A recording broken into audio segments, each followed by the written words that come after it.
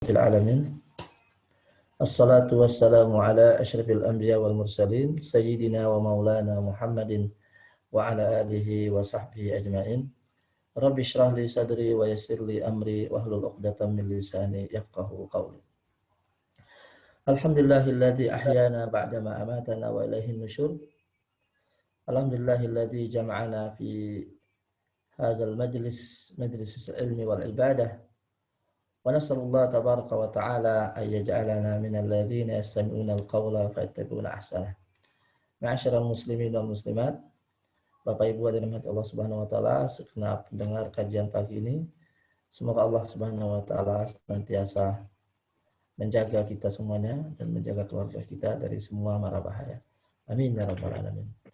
Bapak Ibu hadirin Allah Subhanahu wa taala, kembali pada pagi hari ini kita lanjutkan kajian tafsir kita, yaitu surah Al-Baqarah, setelah kita menyelesaikan tafsir surat Al-Fatihah. Ya, sebelum kita lanjutkan tafsir Al-Baqarah, mungkin kita tidak ada salahnya untuk mengulang kembali poin-poin penting yang pernah kita pelajari di dalam surat Al-Fatihah. Pertama, bahwa surat Al-Fatihah adalah surat atau ayat yang harus dibaca setiap sholat. Jadi tidak sah sholat seseorang, baik itu sholat fardu maupun sholat sunnah, tanpa membaca surat Al-Fatihah, khususnya bagi orang yang sholat sendirian dan para imam.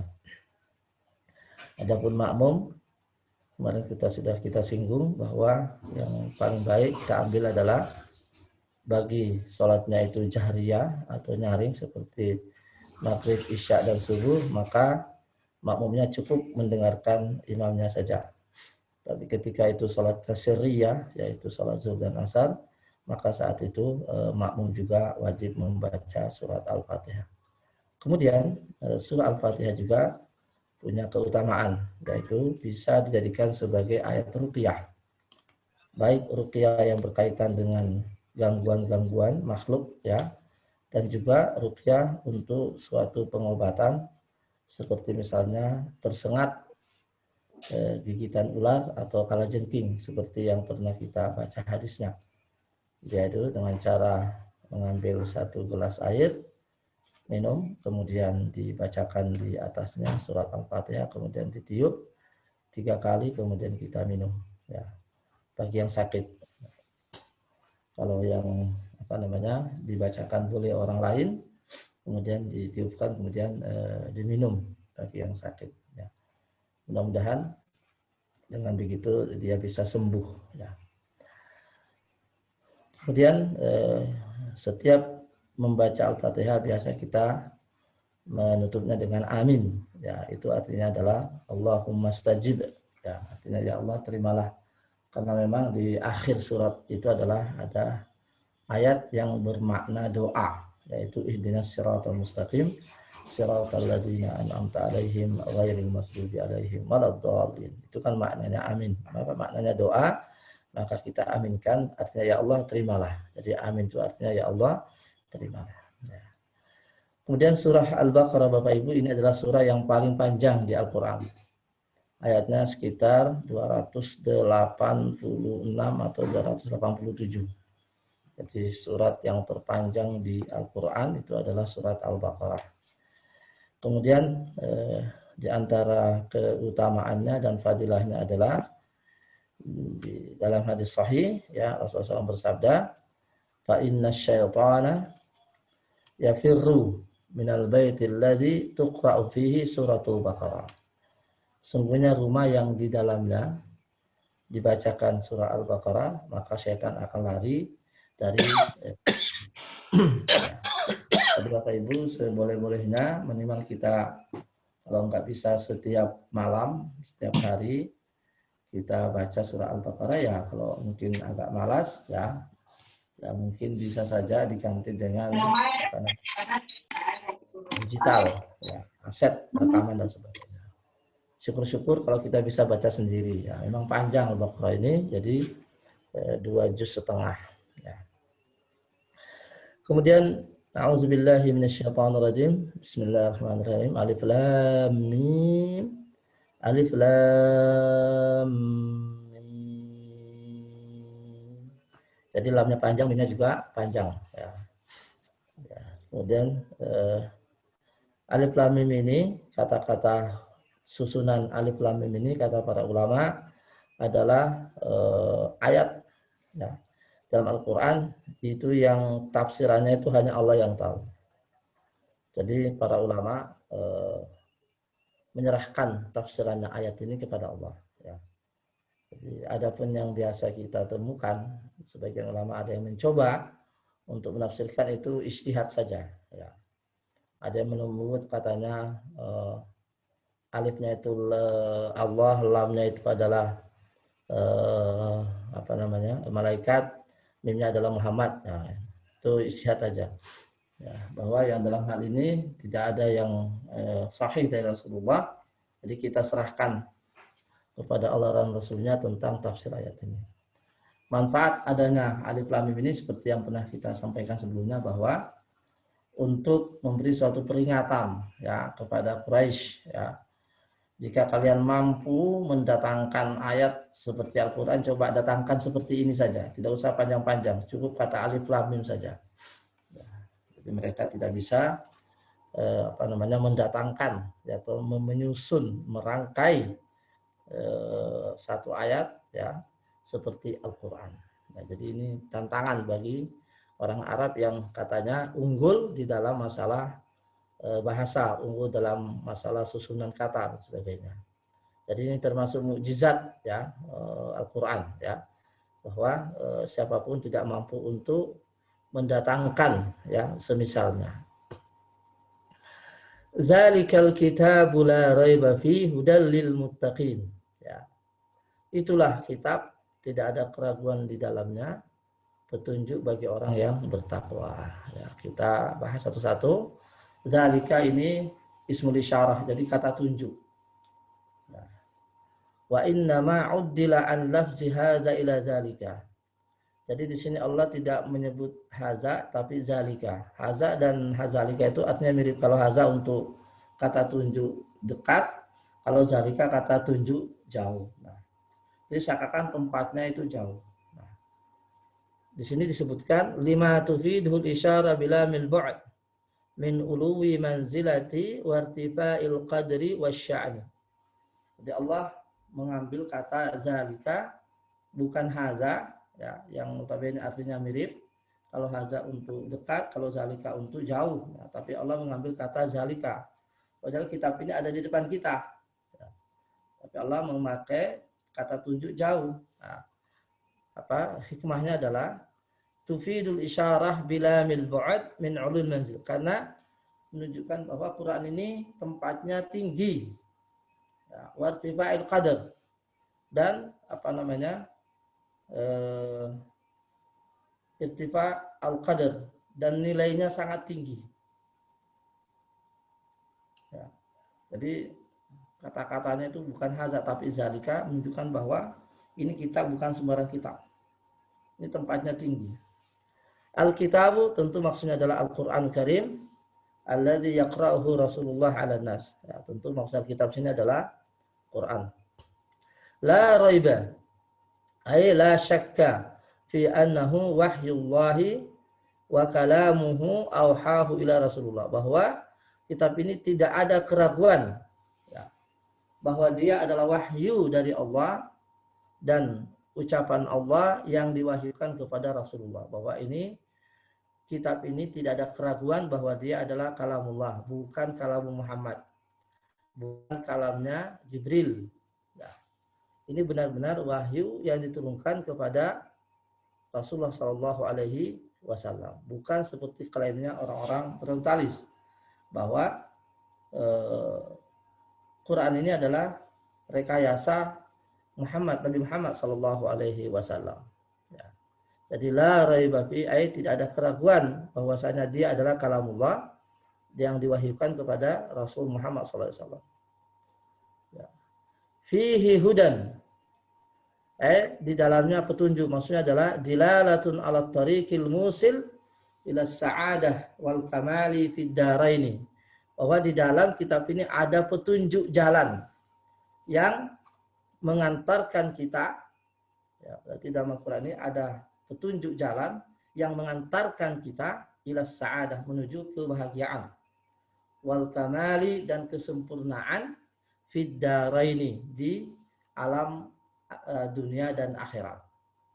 Ya, jadi dalam Al-Quran ini ada petunjuk jalan yang mengantarkan kita menuju kebahagiaan dan kesempurnaan dunia dan akhirat, ad-daraini. Lil muttaqin, yaitu bagi orang yang bertakwa. Ya, petunjuk tadi adalah bagi orang yang bertakwa. Ai azabullahi, muttaqin itu siapa? Muttaqin adalah orang yang selalu menjaga dirinya dari api neraka. Kita lihat di sini pengertian muttaqin, ya Bapak Ibu. Al-muttaqi ismul fa'il min ittaqa. Jadi asalnya adalah ittaqa yattaqi muttaqin. Ya. Ai asluhu waqa, memelihara, au hafizah, menjaga. Ya.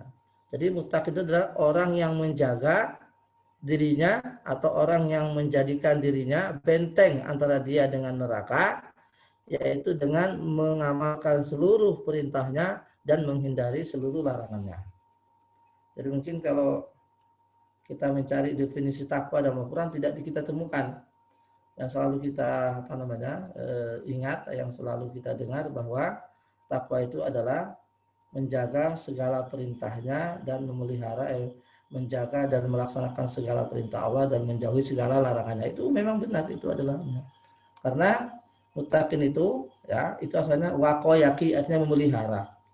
Kata para ulama, memelihara dirinya dari api neraka, yaitu dengan mengamalkan segala perintahnya dan menjauhi segala larangannya. Jadi takwa.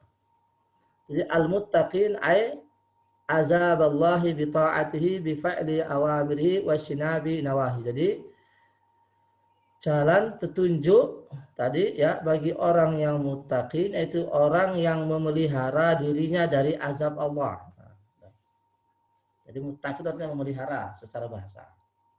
Nah, jadi orang yang memelihara dirinya dari azab Allah, yaitu dengan ketaatan kepada Allah, dengan mengamalkan semua perintahnya dan menjauhi segala larangannya. Bi fi'li awamirihi wa jatinabi nawahi.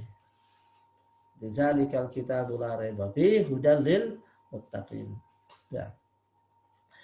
Makna ayat secara global, yukhbiru ta'ala annama anzalahu ala abdihi wa rasulihi min Qur'anin yumatsilu kitaban fakhman aziman.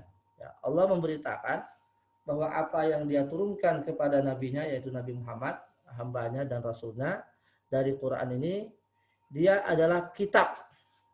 Ya, wahyu ini adalah merupakan kitab fakhman yang sangat mulia dan agung. La yahtamilu syak, tidak ada keraguan sama sekali. La yahtamilu syak. Wala yatatarraqu ila ihtimali kauni ghairihi. Dan sama sekali tidak ada kemungkinan bahwa, ya, tidak ada kemungkinan menuju bahwa dia adalah bukan wahyu. Ya, sama sekali. Jadi dia benar-benar wahyu kalamullah. Wa dzalika li ijazihi, karena kitab ini mengandung mukjizat. Wa ma yahmiluhu min hudan, dan apa yang dikandungnya dari petunjuk dan cahaya. Li ahli iman, bagi ahli iman dan takwa. Ahli iman wa taqwa yahtaduna bihima, mereka ahli iman dan takwa itu mengambil petunjuk, ya, dan mengambil petunjuk dengan Al-Quran ini, ila subulis salam, menuju jalan yang selamat, wasa'adah, kebahagiaan dan kesempurnaan. Jadi singkatnya bahwa Allah Subhanahu wa taala memberitakan bahwa ini adalah betul-betul wahyu dari Allah yang dia wahyukan kepada Nabi Muhammad, yang di dalamnya ini ada petunjuk. Ya. Ada petunjuk bagi orang yang bertakwa, yang memelihara diri mereka dari api neraka dengan menjalankan segala perintah dan menjauhi segala larangan. Min hidayatil ayat. Jadi ini tafsirnya sangat ringkas.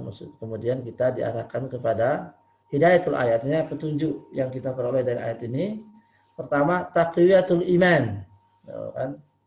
Menguatkan keimanan kita kepada Allah dan kitabnya dan rasulnya. Wal hassu ala talabil hidayah, dan anjuran dan perintah untuk mencari petunjuk dari Kitabul Karim, dari kitab Al-Qur'an ini. Bayan fadilatit taqwa. Dalam ayat ini juga faidah penjelasan tentang fadilah keutamaan takwa dan para pelakunya, orang-orang yang bertakwa.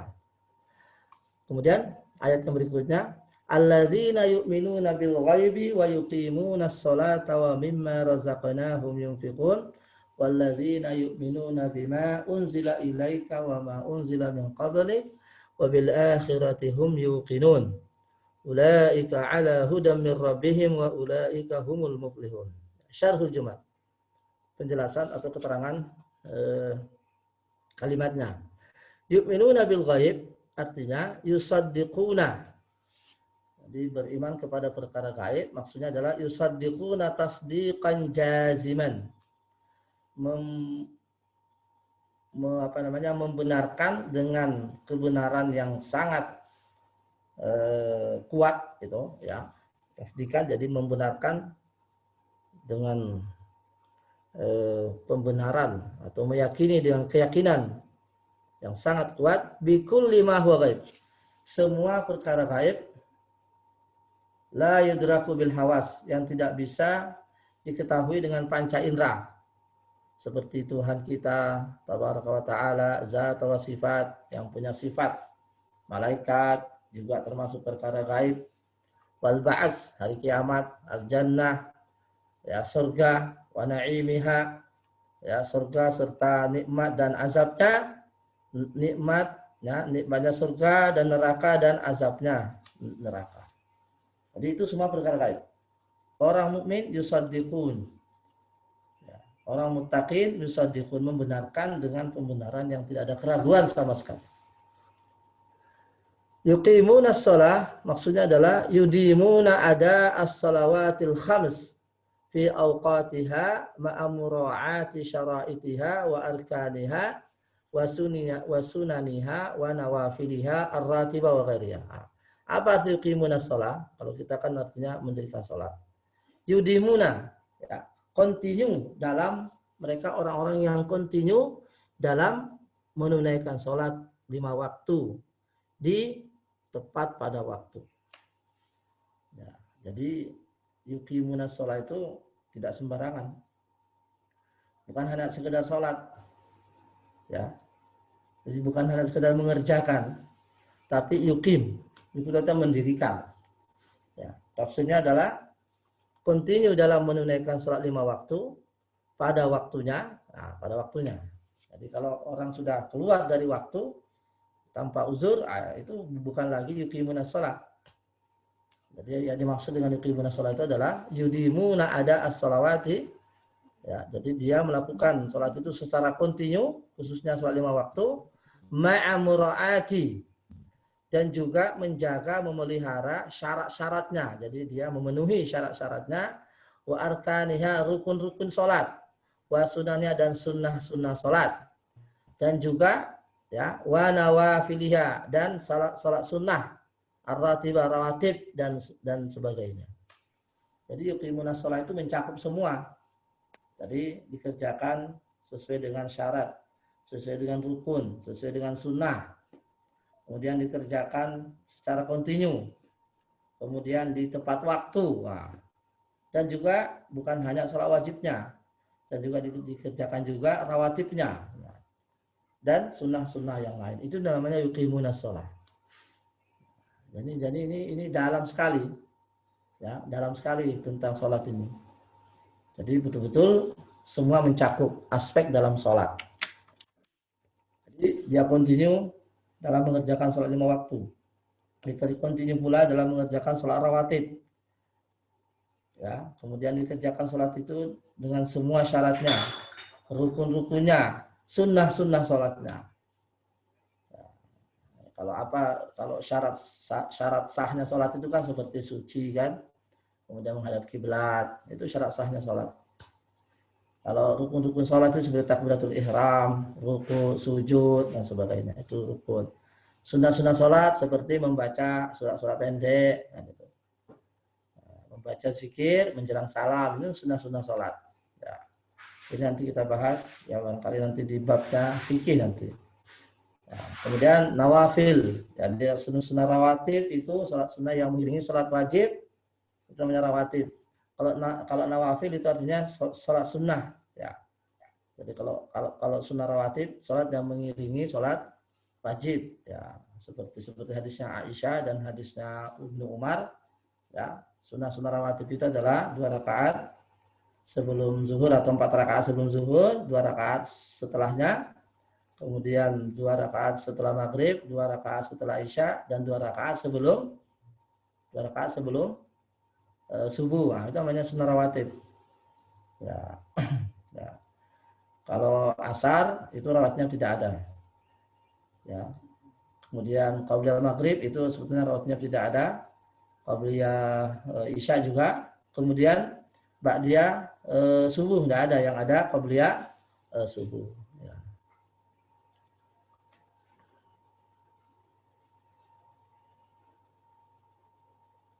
Nah, oke. Ini pertanyaan bagus ini. Bagaimana hukumnya seandainya sholat dengan memejamkan mata tujuannya hanya untuk tetap konsentrasi mata? Ya, memang pada dasarnya ya sholat itu harus mata terbuka. Sebagian ulama itu memakruhkan memejamkan mata, tapi tidak membatalkan. Jadi memakruhkan. Nah, tapi ada yang berpendapat lain kalau itu untuk khusyuk, ya kalau khusyuk itu khususnya bagi orang yang sholat sendirian atau orang yang sholat imam biasanya, ketika dia menghafal ayat itu kan biasanya orang nyaman dengan ketika dia konsentrasi dengan memejamkan mata. Nah, itu para ulama mengatakan itu tidak ada masalah. Tapi pada dasarnya ya sholat itu mata terbuka. Ya, seperti kita makmum kan tidak ada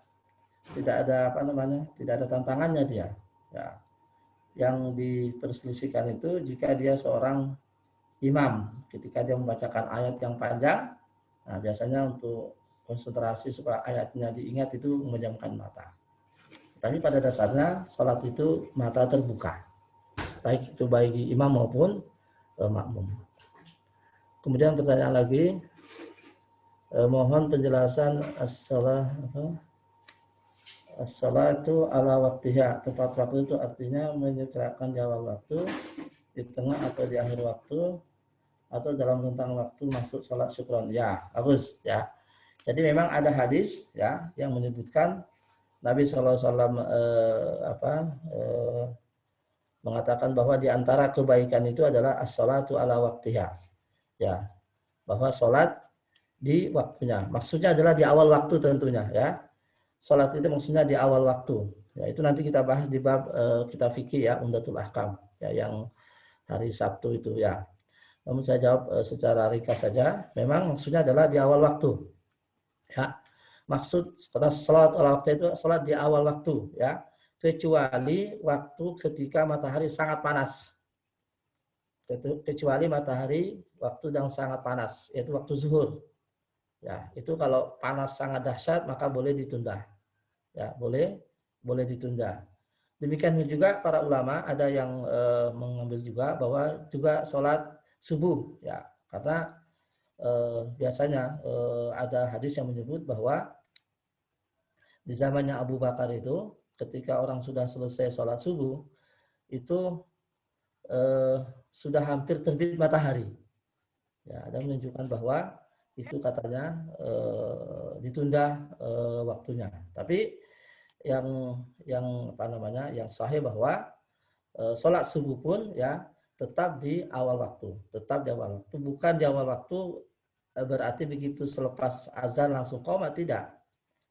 Ya, tetap di awal waktu maksudnya adalah kalau ada penundaan maksudnya menunggu jamaah, ya, menunggu jamaah. Ya, karena qabliyah subuh ini adalah sholat utama juga dia hampir mendekati wajib. Ya, jadi kalau mungkin yang biasa umroh ya, kalau dia pergi ke Masjidil Haram itu antara azan dan qomah subuh itu sangat panjang, bisa sampai 30 menit. Ya, itu bukan berarti bahwa sholat itu ditunda.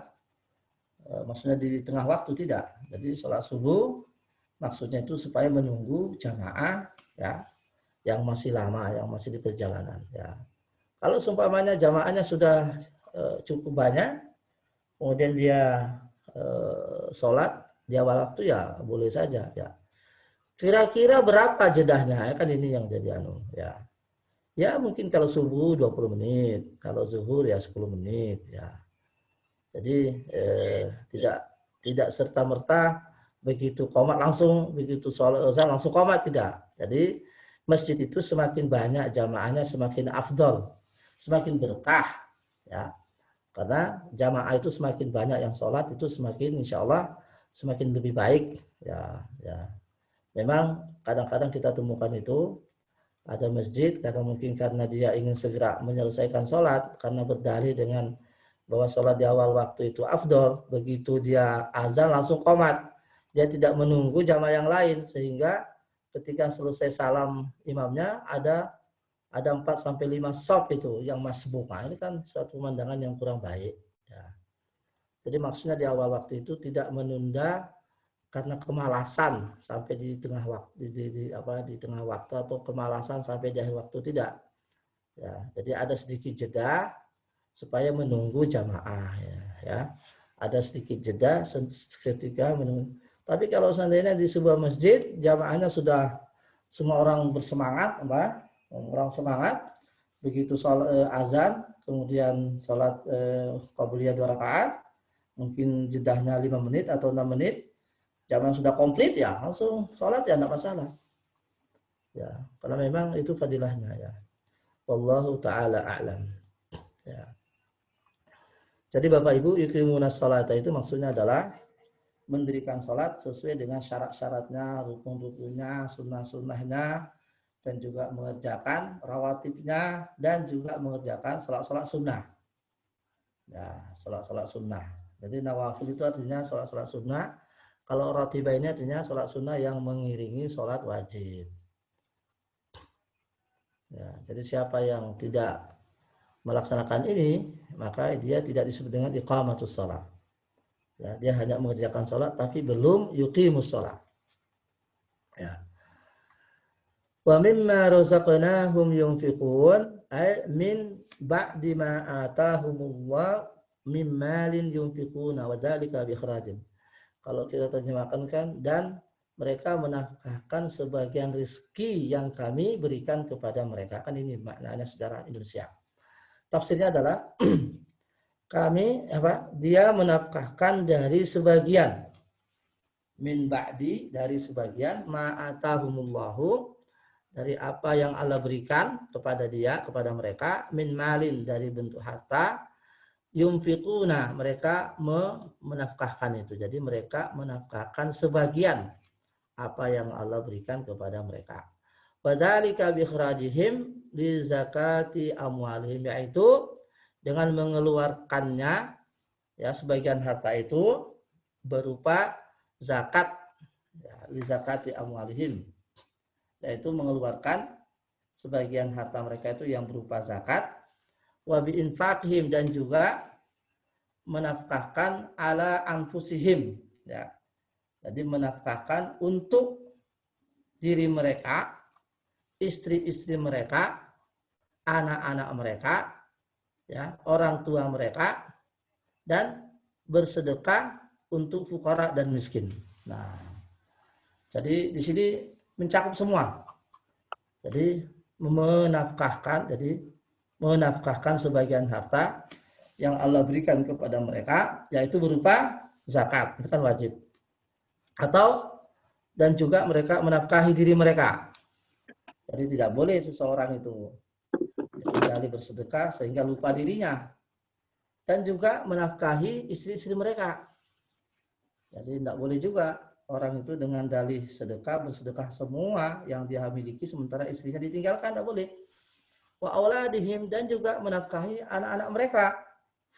Nah, tidak boleh dengan alasan zakat semuanya dikeluarkan, disedekahkan, sementara putra-putrinya terbengkalai, enggak. Nah, wa walidihim, dan juga mereka tidak lupa orang tua mereka. Jadi orang tua kita kalau sudah tua, ya kalau sudah tua, sudah tidak punya bekerja, sudah tidak bisa bergerak, siapa yang menafkahi? Ya putra-putranya yang menafkahi. Ya. Baru watasadduqihim, dan bersedekah untuk fuqara dan miskin. Ya. Jadi yang dinafkahi itu tidak semua, maksudnya yang disedekahkan itu tidak semua hartanya. Ya, jadi sini kata mimma, dan mereka menafkahkan sebagian yang kami rizkikan. Jadi sebagian, tidak semua. Nah, jadi perintahnya itu sebagian. Jadi tidak semua harta kita miliki itu disedekahkan untuk orang lain. Sementara kita punya istri, kita punya anak, kita punya orang tua dan sebagainya. Ya. Yu'minuna bima unzila ilaika. Ya, kalau kita terjemahkan, mereka mengimani apa yang telah diturunkan kepadamu. Ya, ini ada pertanyaan. Ya.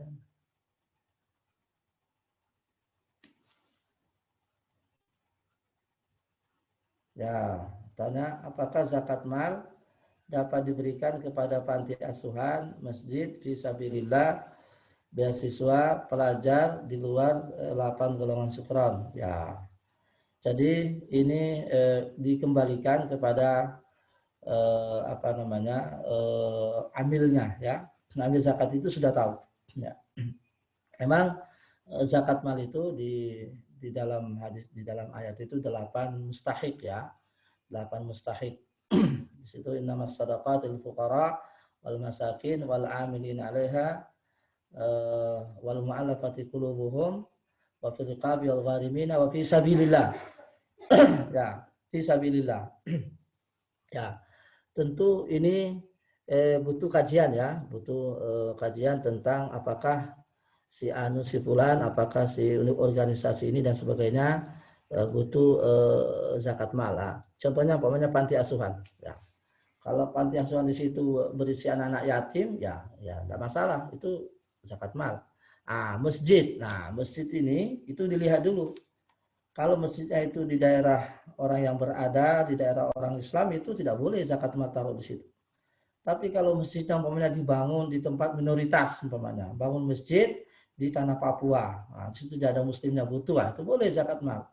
Tapi kalau masjidnya di tempat pemukiman orang Islam, nah itu tidak boleh itu untuk ditaruh untuk dengan alasan fisabilillah untuk masjid, tidak.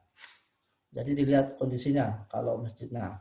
Kalau fisabilillah itu juga boleh fisabilillah itu. Jadi siswa umpamanya yang sedang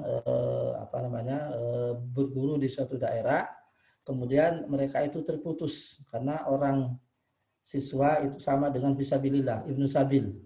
Ya, ketika dia terputus, ya, dengan dengan keluarganya, ya, terputus dengan keluarganya, nah itu baru diberi, ya. Tapi kalau dia masih sambung menyambung, kemudian rekening mengalir terus, ya berarti dia orang kaya itu. Ya. Jadi ini perlu kajian ketika ingin menentukan apakah ini berhak atau tidak. Ya, seperti tadi itu masjid. Ya. Kalau masjid di tempat pemukiman orang Islam seperti di tanah Jawa, ya tidak boleh karena ya, itu secara hukum wajib mereka membangun masjid. Jangan diambil dari zakat. Nah, tapi kalau masjidnya itu umpamanya di tanah Papua, di Islam minoritas, umpamanya di Sarajevo, di Bosnia dulu, di mana umat Islam butuh, itu baru zakat mal yang kita ada di sini kita kirim ke sana. Ya. Jadi wallahu a'lam, ya. Jadi kita harus mengkaji lebih mendalam ketika ingin menggunakan zakat, apakah ini berhak atau tidak.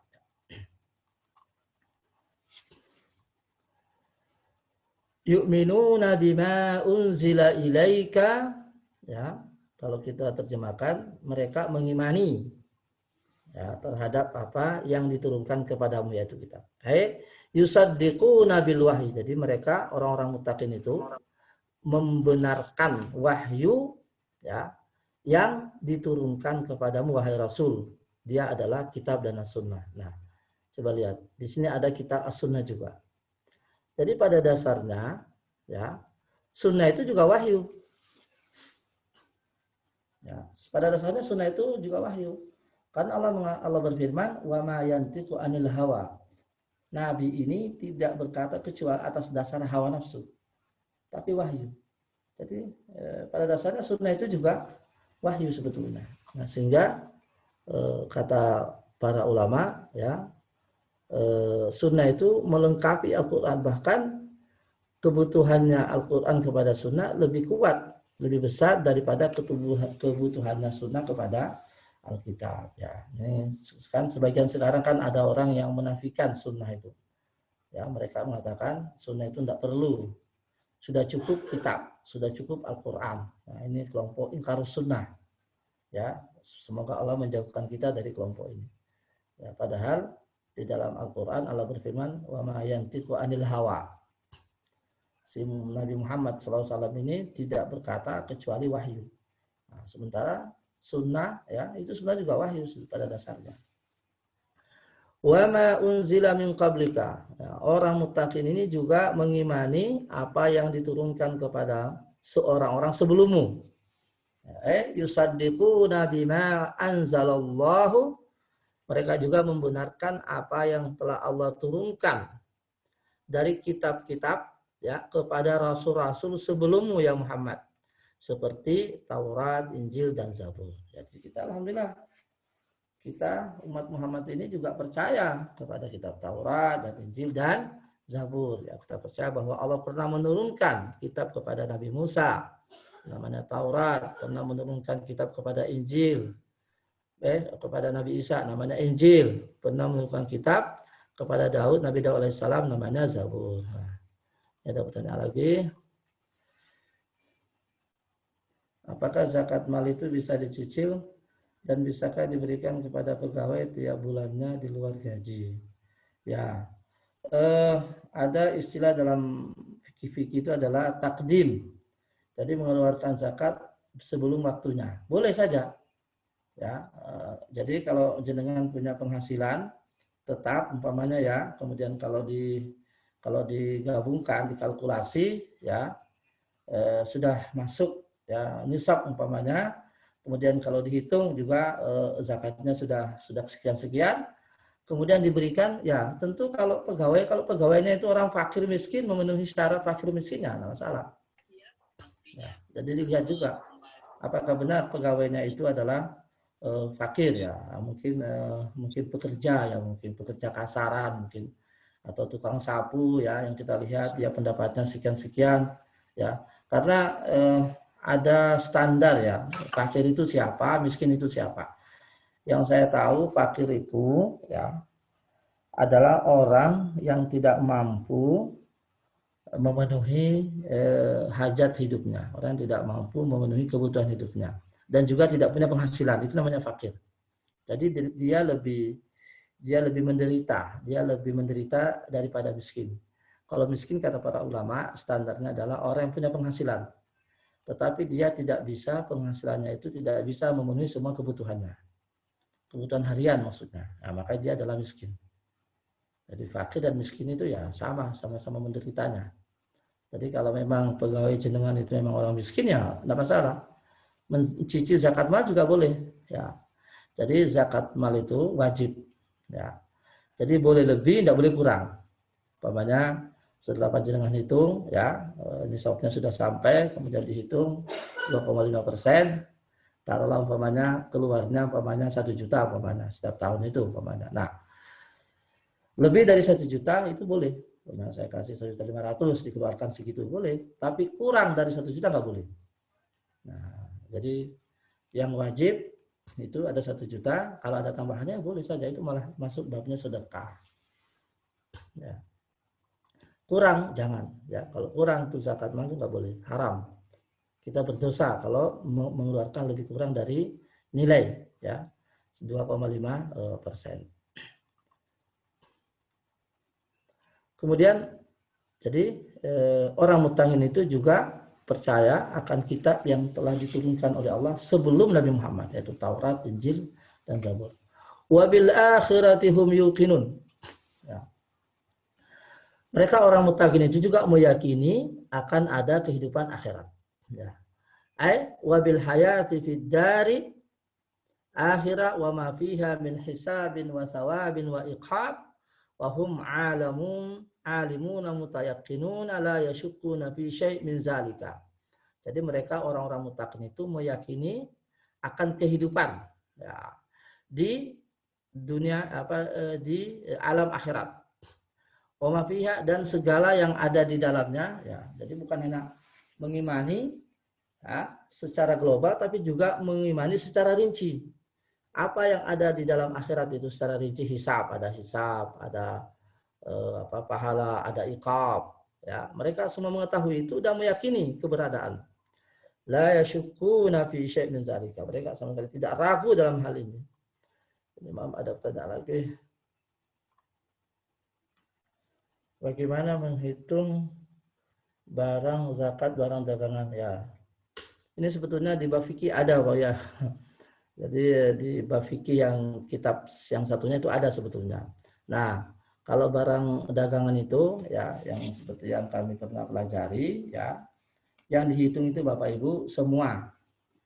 Ya, nilai barangnya yang ada dihitung termasuk juga uang yang ada ketika sudah masuk nisab. Umpamanya jenengan kalau mau menentukan, umpamanya saya ingin mengeluarkan zakat mal saya karena saya ada pengusaha toko ya, silakan ditentukan ya, taruhlah umpamanya saya ingin menentukan bulannya itu adalah bulan Syawal umpamanya atau akhir Ramadan. Setiap Ramadan umpamanya kan Ramadan itu kan bulannya sedekah ya, bulannya pahala, bulannya amal saleh ya. Monggo jenengan jadikan Ramadan sebagai menghitung ya, menghitung. Nah, jadi nanti bulan Ramadan yang akan datang ini silakan dihitung semua barang yang ada.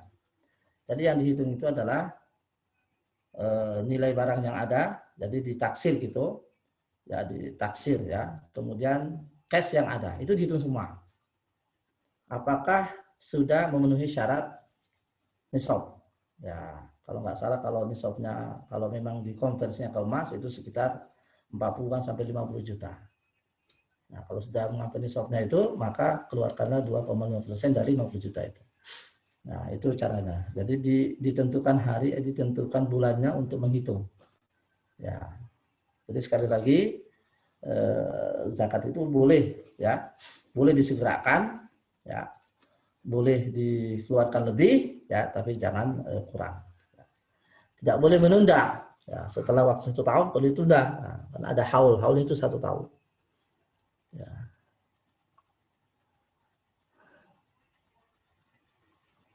Ini banyak sekali tentang zakat ini, Masya Allah.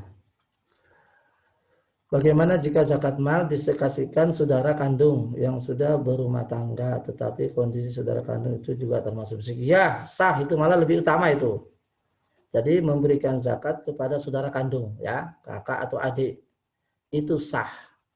Dan itu bisa dijadikan amal soleh yang berkah. Dan itu lebih utama Bapak Ibu ya, daripada orang lain. Jadi saudara kandung itu adalah bukan tanggungan kita. Ya, kalau anak ya, kalau anak jangan, karena anak ibarat tanggung. Jadi anak, kemudian bapak, ibu, ya nenek, kakek itu tanggungan kita. Anak, cucu itu tanggungan kita. Tapi kalau ke samping, ke saudara, ke Pak D, itu bukan. Jadi boleh, itu malah lebih utama itu. Jadi semakin dekat ke kerabatan panjenengan, kemudian jenengan itu memberi zakat, itu semakin afdol. Ya, itu ada hadisnya. Ya, itu ada hadisnya bahwa memberi zakat kepada sedekah kepada orang yang lebih dekat itu lebih afdol daripada orang miskin yang lain. Asalkan dia miskin. Ya, bagus pertanyaannya ini ya. Bagus pertanyaannya. Jadi itu lebih bagus malah. Kalau memang benar-benar dia adalah miskin.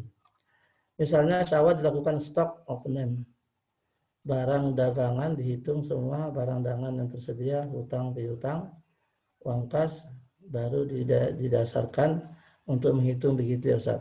Nah, terkait hutang piutang itu ya, yang hutang piutang yang jatuh tempo pada hari itu ya, jangan dihitung hutang piutang yang akan datang. Nah, ini pertanyaannya bagus juga ini ya.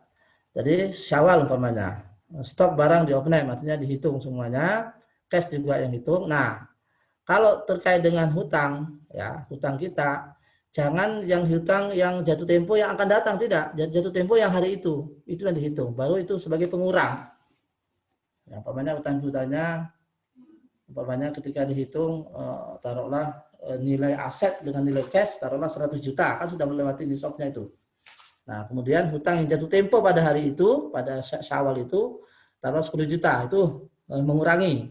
Nah, baru nanti keluar 2,5%. Nah, sisanya itu ya artinya sudah keluar 2,5%. Sudah 2,5%. Artinya sudah mencapai nisab.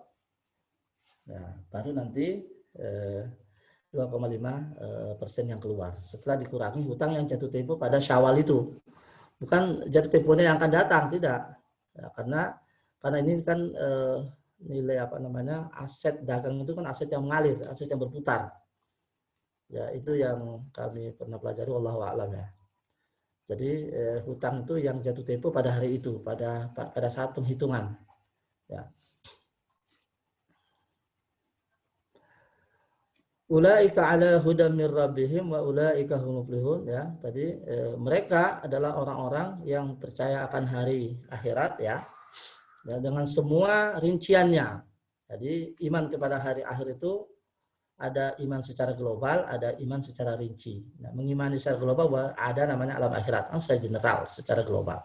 Tapi iman kepada hari akhirat secara rinci itu ada namanya hisab, ada namanya mahsyar, ada namanya azab, ada namanya surga neraka dan sebagainya. Itu semua yang ada di dalam Al-Quran dan Sunnah kita yakini kebenarannya bahwa itu ada, meskipun kita belum melihatnya, belum menyaksikannya, belum merasakannya. Ya. Dan kita sebagai orang mukmin selama itu ada info, ada berita melalui Al-Quran dan Sunnah yang sahihah bahwa itu ada, maka kita yakini 100%. Tidak ada keraguan sama sekali. Ya. Jadi masalah perkara gaib ini Bu, perkara yang tidak gampang. Ya. Perkara gaib itu kan ujian. Ya, ujian bagi kita. Kita disuguhi berita dari Rasulullah bahwa ada alam gaib, ada surga, ada neraka, tapi kita belum pernah melihat. Ya, kita belum pernah membuktikan. Tapi karena yang membawa berita ini adalah orang terpercaya, maka kita yakin. Ya, beda mungkin dengan orang-orang yang mengaku dirinya apa namanya mengutamakan akal, ya, atau mengutamakan apa disebut dengan semua itu harus diuji dulu, ya, dalam tataran empiris, ya. Masalah surga neraka mau diuji secara empiris ya nggak nyambung, karena kan belum terjadi, ya. Karena sehingga mereka nggak percaya itu. Nauzubillah. Jadi perkara gaib ini ujian berat ya sebetulnya, karena kita disuruh untuk meyakini sementara kita belum melihat, belum merasakan, hanya modal percaya saja. Nah, ini perkara gaib ini tidak gampang Bapak Ibu, ya. Bahkan kata para ulama yang menyebabkan orang itu menyimpang, yang menyebabkan seorang orang di dunia ini banyak menyimpang karena iman kepada perkara gaibnya kurang. Kalau perkara gaib, iman kepada perkara gaib ini kuat, maka mereka pasti akan menjaga diri, ya. Nah, maka dalam surat Al-Mutaffifin itu seperti yang pernah kita pelajari, Allah akan la inna kitabal fujjari la fi sijjin wa ma adraka ma sijjin kitabun marqum wailu yauma idzil lil mukazzibin, kata Allah. Alladzina yukadzibuna biyaumiddin wa ma yukadzibu bihi illa kullu mu'tadin asim.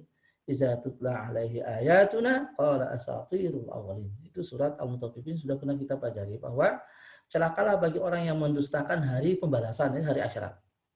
Maka tidak ada yang mendustakan itu kecuali orang-orang yang pelaku dosa, kata Allah Subhanahu wa taala. Ketika kita sampaikan kepada mereka tentang ayat-ayat yang menunjukkan adanya hari kebangkitan, adanya hari alam akhirat, adanya hari-hari surga dan neraka, qalu, mereka menjawab asatirul awalin. Ini semua tentang perkara gaib adalah khurafat, adalah legenda-legenda yang tidak ada dasarnya. Allah wa na'udzubillah min dzalik.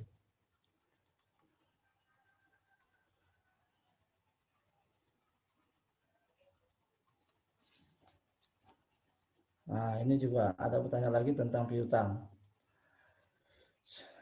Mengenai hutang piutang yang perlu dizakati. Apakah utang kita yang dipinjam oleh orang lain perlu dihitung untuk dizakati yang satu. Ya.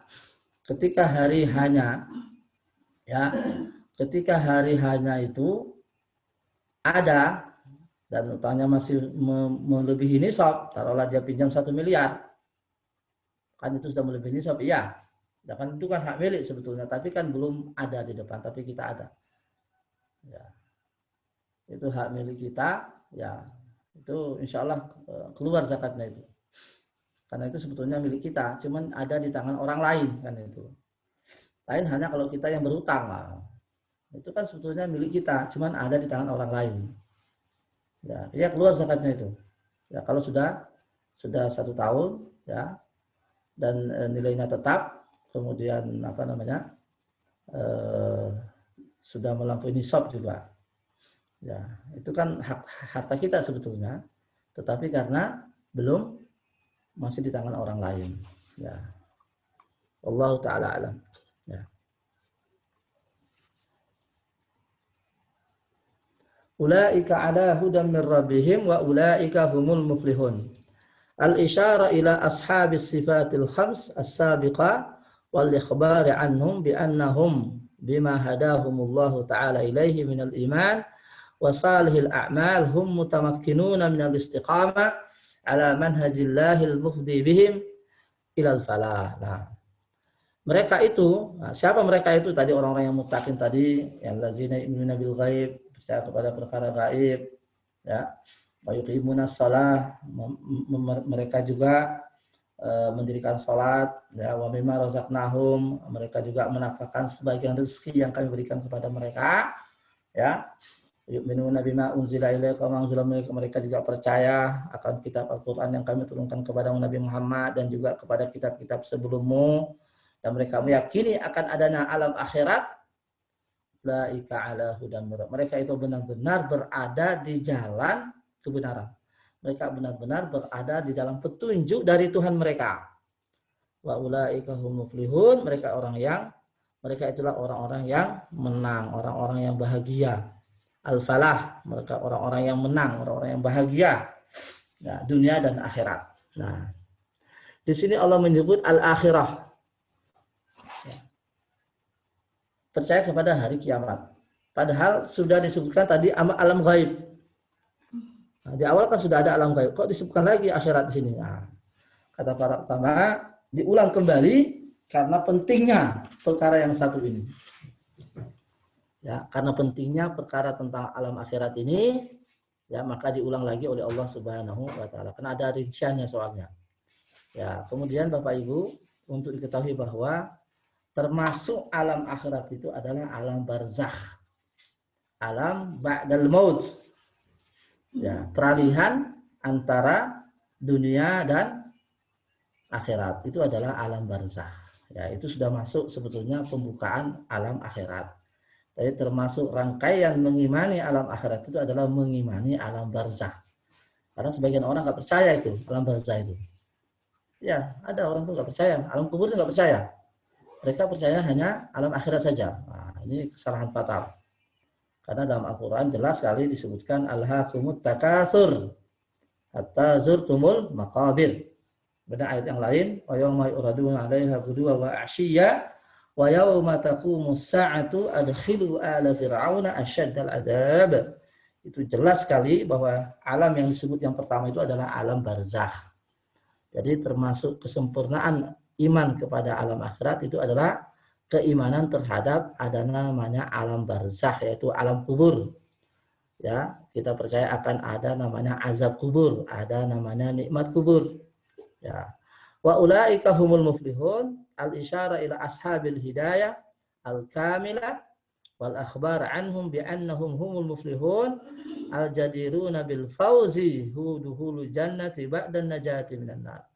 Mereka itulah orang-orang yang beruntung. Al-isyarah menunjukkan kepada, ya, orang-orang yang mendapat hidayah tadi, hidayah yang sempurna dan pemberitaan tentang mereka adalah orang-orang yang beruntung. Al-muflihun, ya. Di sini kalau kita lihat footnote-nya, catatan kakinya, ya.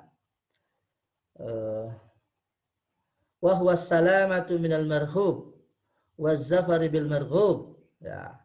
Jadi orang-orang yang selamat, orang-orang yang bebas, orang-orang yang mendapat kemenangan dunia maupun akhirat, dan mereka masuk surga. Nah, makna ayat zakarallahu fi hadhil ayat as-salas sifatul muttaqin wal iman bil ghaib wa iqamis shalah wa ita'iz zakah wal iman bima anzalallahu min kutubil iman wal iman bid daril akhirah wa akhbara anhum bi annahum lidzalika hum ala atammi hidayah min rabbihim. Jadi makna ayat ya, di sini Allah Subhanahu wa taala menyebut sifat-sifat orang yang muttaqin, yaitu percaya kepada gaib, mendirikan salat, mengeluarkan zakat, percaya kepada apa yang diturunkan kepada Nabi Muhammad dan juga sebelum Nabi Muhammad, dan juga percaya kepada alam akhirat. Wa akhbara anhum, dan Allah memberitakan tentang mereka, humul ala atam hidayah, mereka adalah orang benar-benar sudah berada dalam kesempurnaan hidayah dari Tuhan mereka. Wa annahumul faizun, mereka itu orang yang menang dunia dan akhirat. Bituhri, yang mereka menang di dunia dengan kesucian dan ketenangan, ketentraman jiwa. Wa fil akhirati, mereka menang di akhirat dengan masuk surga setelah keluar dari neraka. Masuk surga langsung, atau mereka menang setelah keluar dari neraka. Min hidayatil ayat da'watul mu'minin wa targhibuhum, ajakan kepada orang mukmin ya untuk bersifat, untuk apa namanya, berlaku atau bersifat seperti sifatnya orang-orang di atas tadi, bersifat ahli hidayah wal falah, ya, sifatnya orang-orang ahli hidayah dan ahli kemenangan. Liyasluku sulukum, agar bisa meniti jalan seperti jalan mereka. Payah tadu, sehingga mereka mendapat hidayah, waiflu, dan bahagia dunia dan akhirat. Jadi kebahagiaan itu bukan hanya akhirat yang kita inginkan Bapak Ibu, tapi dua-duanya, dunia maupun akhirat. Maka biasa kita baca doa, Rabbana atina fid dunya hasanah wa fil akhirati hasanah wa qina adzabannar. Ya, demikian untuk hari ini. Insya Allah kita lanjutkan pada pekan selanjutnya dengan ayat yang berikutnya. Mari kita doakan saudara-saudara kita yang sekarang mungkin masih menjalani rangkaian operasi atau rangkaian dalam pengobatan ya, dokter yang lain, dan juga kita doakan saudara kita yang masih berbaring, apakah itu di rumah atau di rumah sakit. Semoga Allah segera mengangkat dari mereka semua macam penyakit. Amin ya rabbal alamin. Alhamdulillahirabbil alamin. Hamdan yuafi ni'amahu wa yukafi mazidah. Ya rabbana lakal hamdu kama yanbaghi li jalali wajhikal karim wa 'azimi sultanik. Allahumma inna nas'aluka bi annaka alimun qadir. Allahumma inna nas'aluka bi annaka syafi. Ishfi. Allahumma ishfil muslimin, ishfi mardana wa mardal muslimin. Allahumma shfi mardana wa mardal muslimin. Allahumma shfi mardana wa mardal muslimin. Allahumma rabban nas azibil ba'sa ishfi anta syafi. La shifaa illa shifauka shifaan la yugadiru saqama. Allahumma inna nas'aluka bi annaka anta Allah la ilaha illa anta al-ahadus samad allazi lam yalid wa lam yulad wa lam yakul lahu kufuwan ahad, an tashfa'a al-muslimin wa an tasfiya ummatal muslim wa an tuhassina akhlaqahum wa an tuhassina adabahum wa an tuhassina dinahum. Allahumma inna nas'alukal huda wat tuqa wal afafa wal ghina. Allahumma inna nas'aluka as-sihhata wal afiyah. Allahumma la sihhata illa ma ja'altahu sihha wa la afiyata illa ma ja'altahu afiyah. Allahumma rizqna sihha. Allahumma shfi mardana wa mardal muslimin. Allahumma shfi mardana wa mardal muslimin. Allah ya Tuhan kami, berikanlah kesembuhan kepada saudara-saudara kami yang sekarang ini sedang berbaring di rumah maupun di rumah sakit. Ya Allah, berikanlah kepada mereka kesembuhan, berikanlah kepada mereka kesehatan, berikanlah kepada mereka ketabahan dan kesabaran dalam menghadapi musibah ini ya Rabb. Allahumma zidhumus sabr. Allahumma afriq alaina sabra wa tsabbit aqdamana wansurna 'alal qaumil kafirin. Rabbana atina fid dunya hasanah wa fil akhirati hasanah wa qina adzabannar. Walhamdulillahi rabbil alamin. Subhanakallahumma bihamdika asyhadu an la ilaha illa anta astaghfiruka wa atubu ilaika wal afu minkum. Wassalamu alaikum